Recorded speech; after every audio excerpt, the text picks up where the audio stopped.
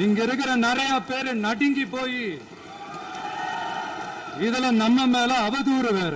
மறுபடியும் சொல்றேன், கட்சி நிதின்ற பேர்ல அடிச்ச கொள்ளைய ஒண்ணு ஒண்ணா கவர்மெண்டோட கஜானாக்குள்ளேயே கொண்டு சேர்த்துக்கிட்டே இருக்கிறாங்க. இப்பவும் சொல்றேன், மக்கள் பணத்துல இருந்து ஒரு பைசா கூட தொடமாட்டோம், தொடவும் விடமாட்டோம், தொட்டா விடமாட்டோம், இதுக்கு முன்னாடி தொட்டவங்களையும் விடமாட்டோம்.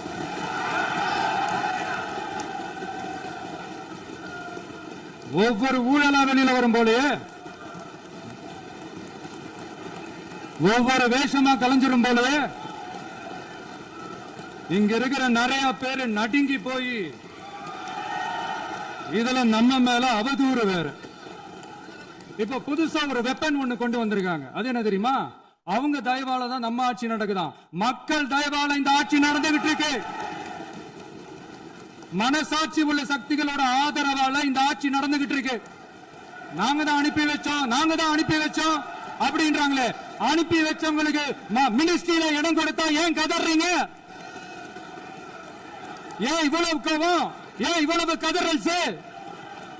இதுல இன்னொரு முக்கியமான விஷயம், மார்க்சிஸ்ட் கம்யூனிஸ்ட் கட்சி நமக்கு ஆதரவு கொடுத்தது சுயேட்சையா எடுத்த முடிவுன்னு சொல்றாங்க. அதே மாதிரி இந்திய கம்யூனிஸ்ட் கட்சி நமக்கு ஆதரவு கொடுத்தது சுயேட்சையா எடுத்த முடிவுன்னு சொல்றாங்க. இதுல எங்க இருந்து நாங்க தான் அனுப்பி வச்சோம், நாங்க தான் அனுப்பி வச்சோம்னா புரியலையே. மக்களுக்கு நல்லா புரியும், எல்லாத்தையும் தெளிவா பார்த்துக்கிட்டு இருக்கிறாங்க.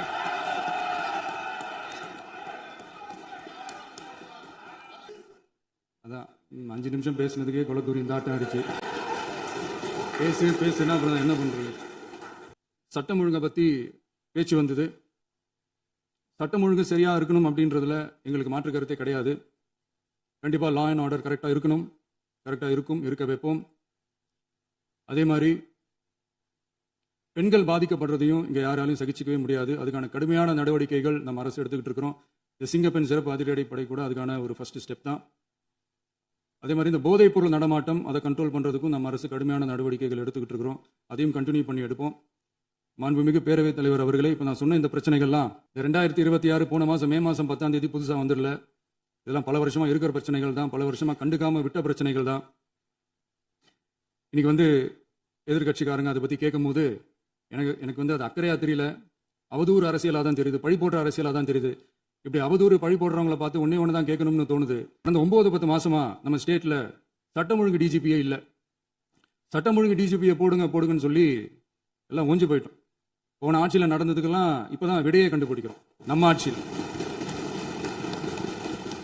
இந்த போதைப் பொருள் நடமாட்டம்லாம் தாறுமாறா அப்படியே பரவி கொட்டி கிடக்குது. இதெல்லாம் இனிஷியல் ஸ்டேஜ்லயே யார் கண்ட்ரோல் பண்ணியிருக்கணும்? போலீஸ் டிபார்ட்மெண்ட் அப்போ யார் கையில் இருந்தது? இத்தனை கேள்வி நம்மளை பார்த்து கேட்கறாங்களே, ஒரே ஒரு கேள்வி தான் நான் கேட்கணும்னு தோணுது. போலீஸ் டிபார்ட்மெண்ட்டை கையில் வச்சுக்கிட்டே பிகினிங்லேயே இனிஷியல் ஸ்டேஜ்லேயே இந்த போதைப் பொருள் நடமாட்டத்தை ஏன் கண்ட்ரோல் பண்ணல? மனசாட்சி உள்ளவங்க இந்த பிரச்சனையெல்லாம் ஏன் நடக்குதுன்றது அவங்களுக்கே நல்லா தெரியும்.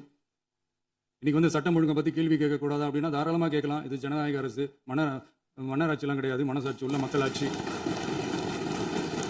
அதனால கேள்வி கேட்கலாம், எல்லாருக்கும் எல்லா உரிமையும் உண்டு. விமர்சனம் செய்யலாம், எல்லாருக்கும் எல்லா உரிமையும் உண்டு. ஆனால் நம்ம ஆட்சியில் என்ன நடவடிக்கைகள் எடுத்திருக்கோன்றது தெரிஞ்சுக்கிட்டு அதுக்கேற்ற மாதிரி ஒரு நடுநிலையாக பேசுனீங்கன்னா கொஞ்சம் நல்லா இருக்கும். சட்டம் ஒழுங்கை பற்றி யாருக்கு என்ன யோசனை இருந்தாலும், மக்கள் நலனுக்காக யாருக்கு என்ன யோசனை இருந்தாலும் அதை தாராளமாக சொல்லலாம். நம்ம அரசு அது காது கொடுத்து கேட்கும். ஆனால் நம்ம அரசினுடைய நிர்வாகத்திறன் அதை பற்றி பேசுறவங்களுக்கு இந்த ஊரடிச்சு உலையில போட்டு ஊழல் மேல ஊழலா செஞ்சுக்கிட்டு அதுலேருந்து தப்பிக்கிறதுக்கு பேர் தான் நிர்வாகத்திறன் அப்படின்னு சொன்னா, அப்படிப்பட்ட ஒரு ஊழல் செய்யற நிர்வாகத்திறனை நம்ம அரசு ஒரு நாளும் செய்யாது. பொட்டி பெட்டியா பணத்தை வச்சுக்கிட்டு, பெட்டியை வச்சு எல்லாம் செஞ்சுக்கிட்டு, போதைப் பொருள் பாதுகாவல் கழக மாடல் அரசாங்கம் செஞ்ச ஒவ்வொரு ஊழலா வெளியில வந்துகிட்டு இருக்கு. டாஸ்மாக்ல அது என்னப்பா அது பேரு, பார்ட்டி ஃபண்ட் கட்சி நிதி அப்படின்ற பேர்ல அடிச்ச கொள்ளையெல்லாம் ஒண்ணு ஒண்ணா இப்போ கவர்மெண்டோட கஜானாவுக்குள்ள கொண்டு சேர்த்துக்கிட்டே இருக்கிறோம். மாண்புமிகு முதல் இந்த சமூக நீதி அரசுன்னு சொல்றவங்களை பார்த்து கேட்கிறேன், நம்ம பட்டியலின சகோதரர்களுக்கு எத்தனை அமைச்சர் பதவி கொடுத்தீங்கன்னு கொஞ்சம் சொல்ல முடியுமா?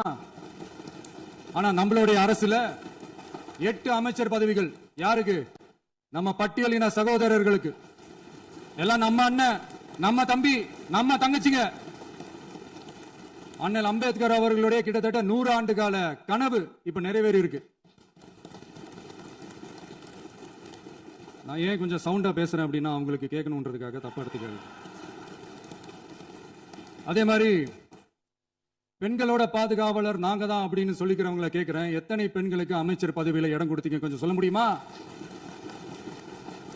எங்க அரசுல 4 சகோதரிகளுக்கு அமைச்சர் பதவி கொடுத்திருக்கிறோம்.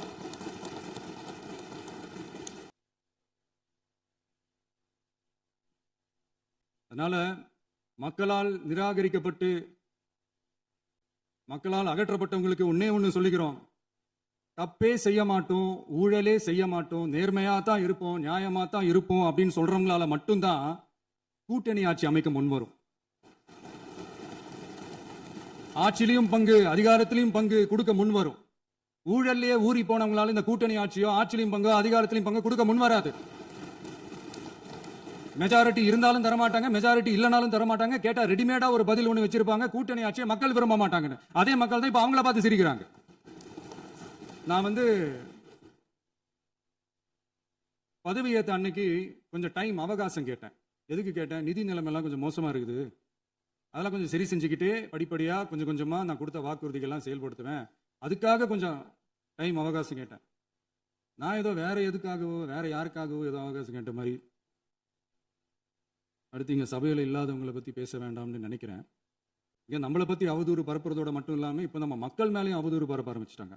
மக்கள் நமக்கு ஓட்டு போட்டது தப்பான், குடும்பமா நமக்கு ஆதரிச்சது தப்பான். இது இப்ப இல்ல, நான் சொல்றது எம்ஜிஆர் அவர்கள் காலத்திலிருந்தே. அப்பவே அவர் ஜெயிச்சப்போ அதே மக்களை தப்பா பேசுறது.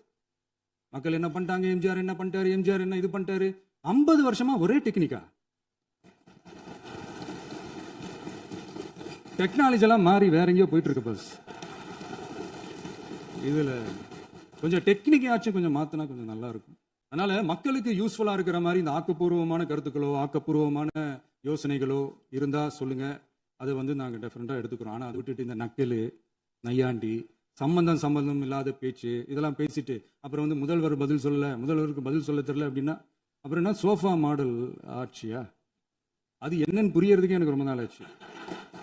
இந்த sofa set, table chair, teapoy, furniture பிசினஸ்லாம் வேற எங்கேயா வெளியில போய் பண்ண சொல்லுங்க.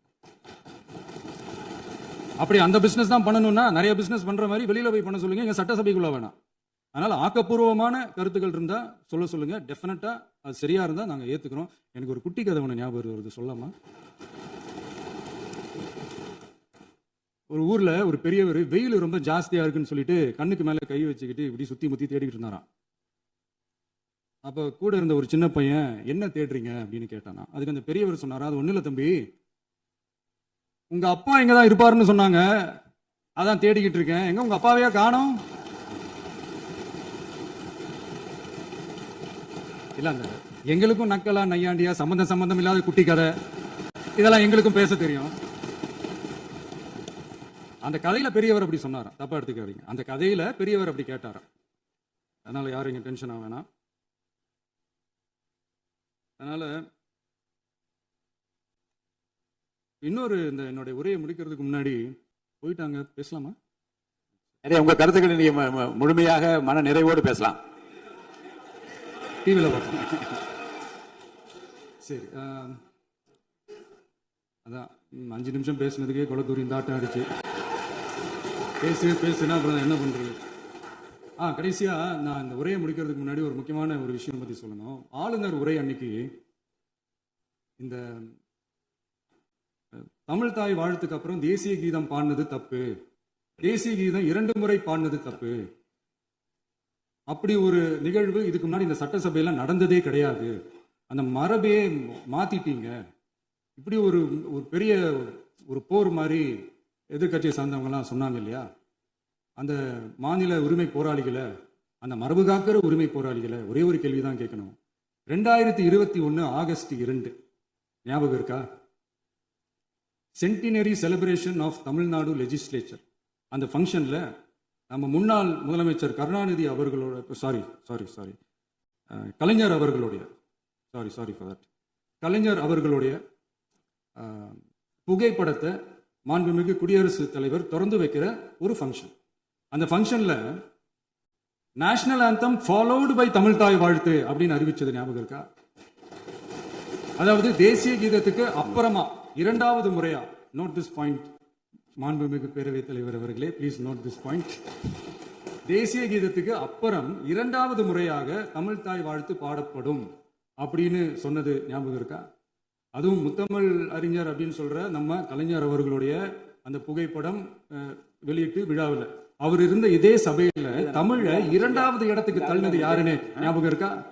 அது மட்டும் இல்ல, அந்த தேசிய கீதத்தை நாட்டுப்பண் நேஷனல் ஆந்தம்னு சொல்லி அதே ஃபங்க்ஷன்ல கடைசியா ஃபங்க்ஷன் முடியும் போது செகண்ட் டைம் தேசிய கீதம் பாடினதும் ஞாபகம் இருக்கா? இதே அவையில் தான், அது அவை குறிப்பிலும் இருக்கிறது, இதே அவையில் தான் நடைபெற்றது. இந்த நேரத்தில் இந்த ஆதாரங்களை அளித்த மாண்பு முதல் அவர்களுக்கு நன்றியை தெரிவித்துக் கொள்கிறேன். டவுட் இருந்தா இந்த புக்கை பார்த்து தெரிஞ்சுக்கலாம். அதனால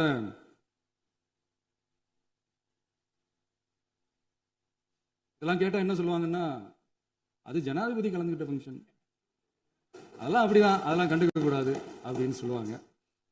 இதே மாதிரி தான் பேசுறது ஒன்று, செய்யறது ஒன்று, செய்யறது ஒன்று, பேசுறது ஒன்று. இதெல்லாம் மக்கள் பார்த்துக்கிட்டு இருக்காங்க. எலெக்ஷனுக்கு முன்னாடி தான் அப்படி செஞ்சுக்கிட்டு இருந்தாங்க, இப்போ எலெக்ஷனுக்கு அப்புறம் அதே தான் செய்கிறாங்க. இந்த விஜயையும் சாமானியர்களின் உண்மையான சமூக நீதி அரசையும் அவமானப்படுத்துறதுக்கு தான் அவங்களோட அந்த பொலிட்டிக்கல் சீனியாரிட்டி அது பயன்படுத்துது போல. சரி, செய்யட்டும் செய்யட்டும், நல்லா செய்யட்டும். இப்போ ஆனாலும் நம்மளுடைய மாநில உரிமை, மொழி உரிமை, உத்தமபுத்திரர் போல வேஷம் போடுற எதிர்கட்சிக்கு ஒன்றை மட்டும் ஆணித்தரமாக சொல்றோம். உங்களை மாதிரி தமிழ் தமிழ்னு சொல்லிக்கிட்டு, மொழி, பண்பாடு, கலாச்சாரம்னு சொல்லிக்கிட்டு ரெட்டை வேஷம் போடுறவங்க நாங்க கிடையாது. உலகெங்கும் வாழும் என் தமிழ் சொந்தங்களுக்கு நம்முடைய உத்தரவாதம் தமிழ் தான் எங்க உயிர் நாடி அப்படின்றத மறக்க மாட்டோம். இப்பவும் சொல்றோம், மாநில உரிமையில எப்பவும் உறுதியா இருப்போம். அதே சமயத்துல அரசியல் வேற, ஒன்றிய மாநில அரசுகளுக்கு இடையே இருக்கிற நிர்வாக அணுகுமுறை வேற. இதுல நாங்க ரொம்ப தெளிவா இருக்கிறோம். அதனால எங்களுக்கு பாடம் எடுக்கிறதா நினைச்சுக்கிட்டு உங்க வேஷத்தை நீங்களே கொஞ்சம் கொஞ்சமா கலைச்சிக்கிட்டே வரீங்க, மறந்துடாதீங்க.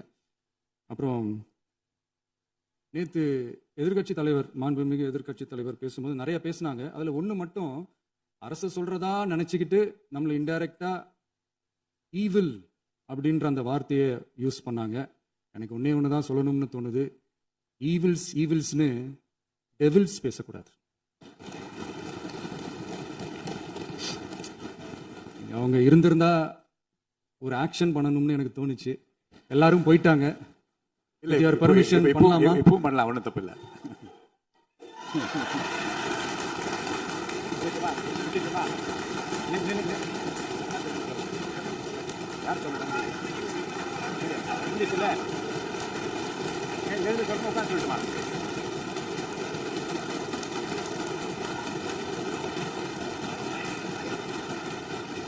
விவாதம்